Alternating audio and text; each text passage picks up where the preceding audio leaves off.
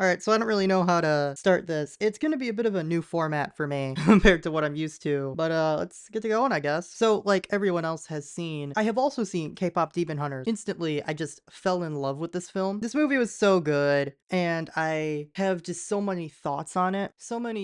Just so much stuff in my head. So I decided to just grab the microphone and just talk about this movie for the next 10, 20 minutes, really however long this ends up being. It's gonna be kind of scatterbrained, and I just kind of want to be free to talk about the movie. Before I get started on that, this is your spoiler warning. Of course, there'll be spoilers. I'm talking about the film after all. If you haven't seen it, it is on Netflix. With that being said, this was really good. I was kind of drawn into it already just on animation. The art direction was amazing. Now, this movie comes from the people that made Spider-Verse. It's from Sony. So I kind of knew the animation was going to be good, but there's so many facial expressions. All the designs are, I'm gonna say, top tier. There's just this wide range of designs. The demons aren't just copy and pasted. There are different designs, but you can all tell they come from the same place. They all come from the same cultural background. Lots of them look like Onis. Even Derpy, the little cat tiger Jinu has. Yeah, he also has Oni stuff put into him. Every design looks neat, but I would not be praising this film if it was only because of the art direction. There is not a single character in here that I hate. There are characters I think maybe could have been fleshed out more, but no one I hate. The only characters that come close to that are the ones I think could have been fleshed out more, which is mostly the Saja boys aside from Jinu and Guima. I only really say that because we don't get too much into them, and I didn't really feel threatened by Guima until the end of the movie. I'll come back to that later, but needless to say, all the characters are good, especially our main trio of Rumi, Mira, and Zoe. Like, I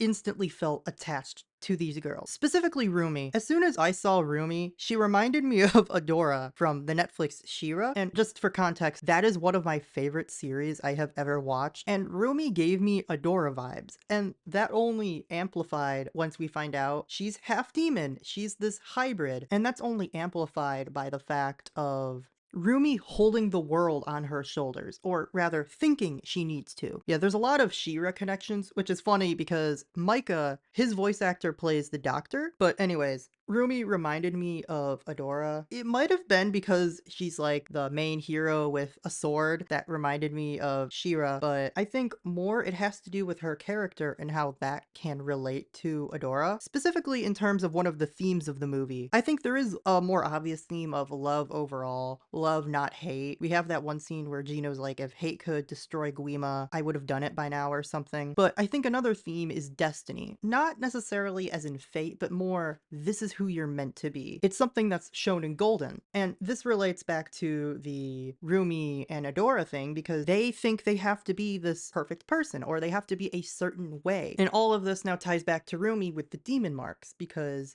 she thinks she needs to hide these. Which also, I just felt that on a more deep emotional level, I'll sometimes hide things. So having the demon marks as sort of this representation of hiding things, it kind of hit me. I think that's why Rumi is probably my favorite out of the three. Oh, there was this one part at the end of the movie after Your Idol where Rumi says, we're gonna make a new Hun Moon. Her eyes flicker blue. It reminded me of this scene in season 5 where Adora is saving Catra and her eyes go blue. They're not exactly the same, but it reminded me of that. Also, that high note.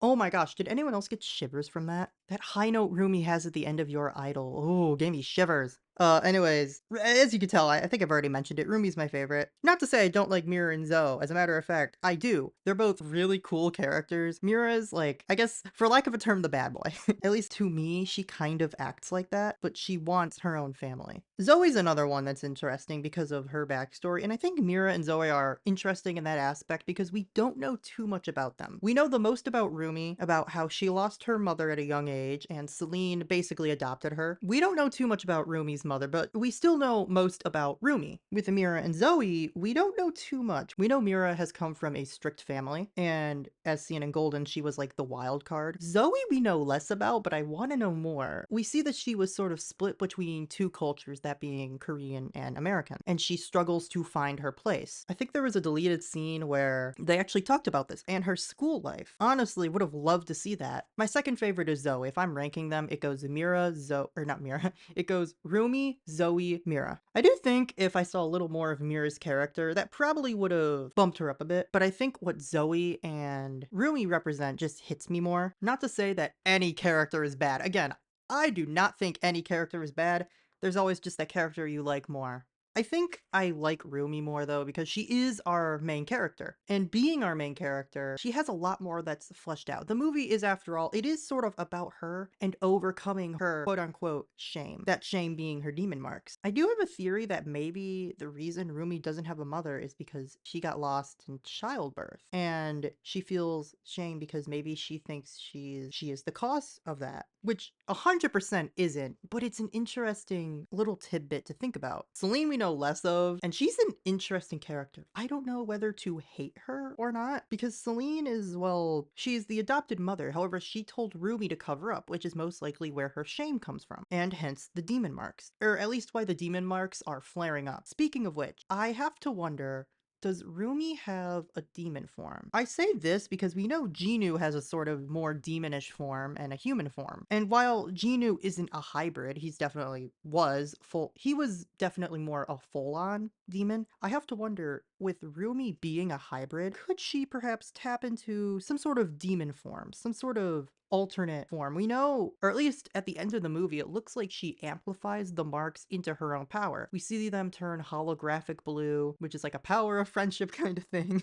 Like, I laugh, but that's kind of what happened. But I have to wonder if she can access one of her own or a form that's different and using those powers for her own. We do know she can resist Guima, apparently, which is a whole other thing, but I just wonder, how is she able to resist him? I think there's a theory out there that Guima is the father of Rumi, which is definitely one I would believe. More than the Genu father theory. I'm not even going to talk about that, I just don't like that one, but the Guima father theory has some more weight, especially when he says he cannot control Rumi. That definitely holds some more weight. Speaking of Guima, I mentioned how I didn't like him that much until he got more threatening to Genu at the end. That was until I actually started thinking about him. What Guima represents, or what he seems to represent, is, for lack of term, the dark thoughts some people have. That voice in your head that goes, you can't do this. It's very subtle, and I didn't actually really think about it until my third rewatch of the movie, that this is what Guima represents. That dark voice, those dark thoughts that you need to overcome. And that's kind of what this movie is doing, at least to me. It's about overcoming these thoughts, especially in terms of Genu and Rumi. Rumi, it's more overcoming these marks that she can be who she is. She can show who she really is. But in Genu, it's overcoming these thoughts, to not let those thoughts control you, to find the people, in Genu's case, Rumi, to help him overcome those thoughts. And it even happens after the song Free. He says, the voices, they're not there. Or he says something along those lines. The point is, the voices stopped with the right company. And that just, like, as soon as I thought about that, that just made my heart warm. Speaking of the songs, loved every single one of them. Oh my gosh, so good. There really isn't a song that I hate. No, there just isn't a song I hate. They're all bangers. If I have to pick a favorite, I don't know, honestly. It's probably between Golden, Your Idol, and This Is What It Sounds Like. They're just all bangers. All of them are on my Spotify. I wanted to mention that before I got ahead of myself, because they're all good. They also play into the story. There are certain lyrics where they play into the story. They continue the story. It's not just songs for the sake of being songs. Like, obviously, in a movie called Kpop Demon Hunters, you're going to have a few songs, but it's like a full-on musical, and I love that. But the songs actually play into the story. For instance, in Your Idol, Genu has the line, I'm the only one who love your sins. I feel like that's going out to Rumi specifically, as in, I'm the one who'll love you for who you are, that being having your demon marks. I will love all of you, which kind of reminds me what Rumi says to Celine, why can't you love me, all of me? This movie does so many good things. Like, I think a lot of it, why I like it, yes, there's the action, yes, there's the songs, but it goes deeper than that. We have a lot of deeper themes, even more subtle themes, when you really start thinking about the lyric, what Guima can represent, what Rumi and her story across the movie represent. I definitely want to make some videos about what Rumi represents. Maybe I'll make one about her and Adora, because I've already mentioned the connections, so that's definitely an interesting thing to know. The movie just has so much to love about it. Let's see, Let's talk about Bobby for a minute. I love Bobby. Bobby's just this, like, I don't know how to say him. He's just this ball of joy. I feel like he's like a father figure to the girls. We actually don't know if Zoe has a father or not. I mean, I'm assuming she does, but we know Mira has a strict family. Rumi just straight up doesn't have a mother or father. So I feel like Zoe follows the same path. And where I'm going with this is Bobby acts as that father figure. He's just the loving father, and he calls Huntrix his girls. And what I find funny about this is his voice actor is the same guy. Oh, I forgot what movie it is, but it's that action movie where the guy's on a parachute and he's like, I love cocaine. I love cocaine! Anyways, back on topic with Bobby. Love this man. He just has a heart for his girls, and he doesn't really know how important they really are. Like, they're saving the world from demons, and he just wants to see them succeed. Like, he is, like, almost the perfect manager. You don't scratch that. He is the perfect manager. And he just loves them like they're his children, and he just doesn't know how important they are. There's this one scene where he's looking at his phone. I think it's about the Saja boys, and he says, I just need to get off this for a minute. And he looks into the city, he says how pretty it is, and then we go from the girl's perspective, and we see all the demon marks. Well, not the marks, the hot spots. Now, again, not realizing how dire the situation really is. And despite that, he's just a good manager. He just loves his job. He just wants to see them succeed, and he has good chemistry with them.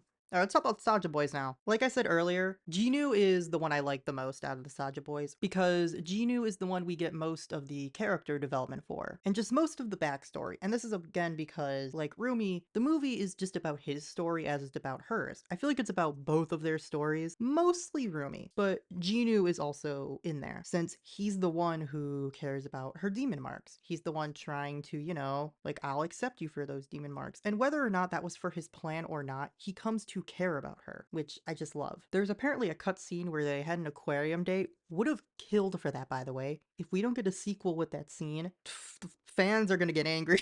But anyways, Jinu's an interesting character because I don't think he's ever really been bad. He was in a bad situation, made a deal with Guima, as in a deal with the devil type thing, and I don't think he actually left his family, at least not on purpose. It's clear that Jinu was in, like, feudal Japan, and I believe that after he made the deal with Guima, Guima made it so the king or the emperor, I think it's a king, but emperor just seems more like an apt term. Anyways, the king of the time found Jinu, found his skills, and wanted him in the castle. And so Jinu obviously accepted, except the king only wanted Jinu, not his family. And so when we see Jinu kicking out his family, I think he was forced to do it. I don't think there's anything that actually says in the movie that he did or didn't do it on purpose or with malice, but I think he did it with, like, a heavy heart. He didn't want to do this, but what are you gonna do? Ignore the king? You can't do that. That's a death penalty. So to keep himself alive, and probably his family safe too, he had to block them out of the castle, block them out of his life, and he had that shame for the rest of his life, hence why Guima is able to control him, which is so big. It's a detail that's kind of subtle, but also isn't at the front, but I don't think it was entirely his fault. That's not to say what he ends up planning originally at the beginning of the movie. I mean, it is for Guima. It is for his own selfish desire to want those memories blocked out. But after meeting Rumi, he realizes there might be another way. And this also goes back into my thought earlier with Guima being those dark thoughts, because as soon as Jinu feels happy, the dark thoughts come back. And then he goes back to being evil because those thoughts got a hold of him. This whole relationship, his whole thing with Rumi, it makes me happy because it's something where he has someone else to turn to. And as we see at the end of the movie, Rumi gave him back his soul, and then he gives that to Rumi. Speaking of which, I don't think his soul is in the sword. I definitely think his soul made the sword bigger, that much is obvious. I feel like him and Rumi's souls combined. It's definitely a possibility, but I feel like that's what everyone is latching onto, and I like to play with the idea, well, maybe his soul is now one with her. I definitely don't think he's fully dead. He will come back in some capacity, but it will not be in a mortal form, or it will not be in, like, a physical form. It would be in a ghost. Maybe he'll live on in Rumi's mind, or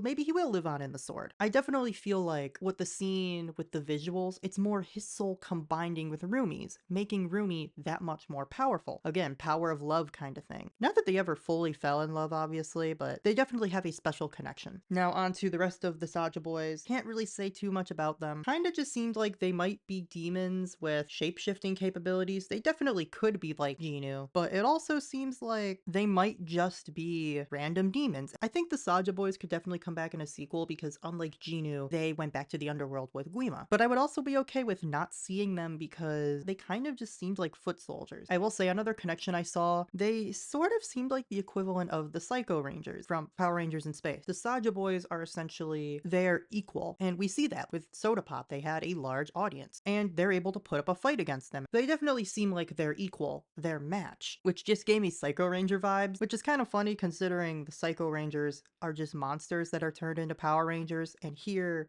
we have demons that are turned into a boy band. Like, obviously nothing one for one, but it is interesting.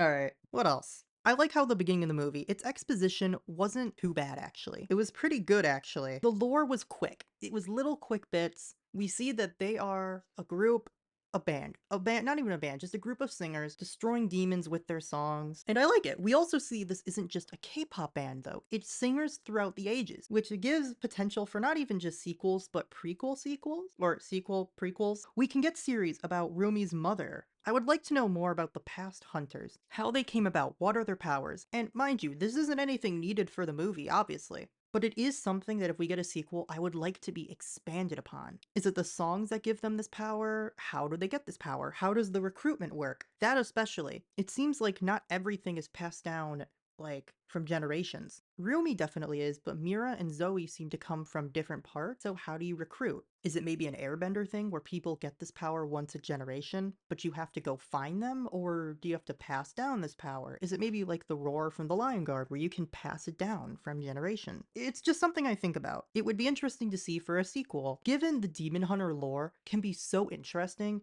like they summon weapons out of midair, but they fuel that with their song. So it's definitely something that's not needed, but would definitely be interesting to take a look into. And of course the Hun Moon. We know the Golden Hun Moon would have sealed away the demons, but would it had done anything else? What I mean, would Genu had survived? He probably wouldn't had. He probably would have gone back down. Would Rumi had gone back down because of her marks? And what does this new blue Hun Moon mean? Again, the movie didn't need to answer these questions. These are just things I'm throwing out there for sequels. This is lore building that can be put in later. I think what's more important is the story, and the story here is excellent. Like, if you're getting me to talk about world building, your story's good. A series might have been better to flesh out things, but I also think it wouldn't have been as visually pleasing as it was, so love it. I would like to know the difference between this Hun Moon, or the new Hun Moon, and the golden one, and what Celine's reaction would be. Especially since the last time she saw Rumi, she says, I'm gonna destroy the Hun Moon, and then just disappears out of there. Instant transmission demon thingy. So yeah, like, movie is great, honestly. I'm trying to think if I have anything else I need to say, but I think I went through, like, all my points. I think I got through everything. Again, the movie is awesome. It has action. It has everything. I could easily see this getting a sequel. Then again, this is Netflix we're talking about. Netflix, please.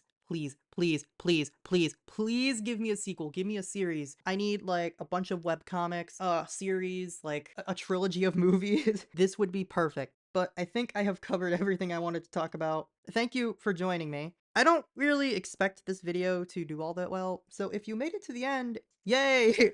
Congratulations, and thank you, because I just kind of wanted a space to talk about my new special interest. So I thank you all for tuning in, and I will see you all next time. Bye!